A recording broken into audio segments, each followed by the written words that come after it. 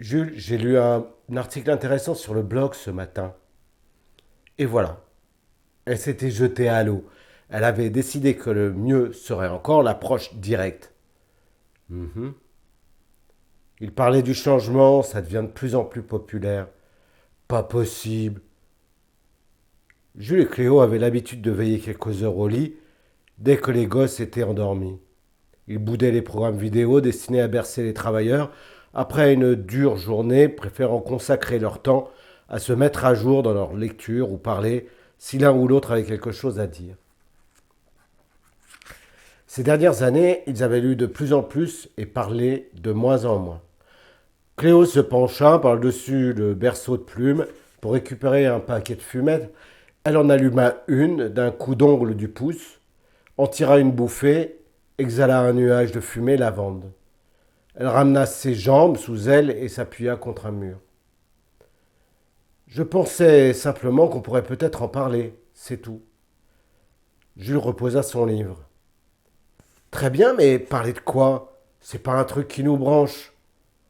Elle haussa les épaules et s'arracha une petite peau au coin d'un ongle. Je sais, on en a quand même parlé dans le temps. C'est juste que je me demandais si tu étais toujours du même avis. Je suppose. Elle lui passa la fumette et il en tira une bouffée. Autant que je sache, oui, fit-il tranquillement. Tu sais, c'est pas un truc auquel je réfléchis des masses. Quel intérêt? Il lui jeta un regard méfiant. Toi, t'aurais pas d'idée de ce côté-là? Non. Eh bien non, pas exactement. Non. Mais franchement, tu devrais lire cet article, tu sais. De plus en plus de gens font ça. Je pensais juste qu'on devait se tenir au courant. Ouais, j'en ai entendu parler, concéda Jules. Il croisa les mains derrière la nuque.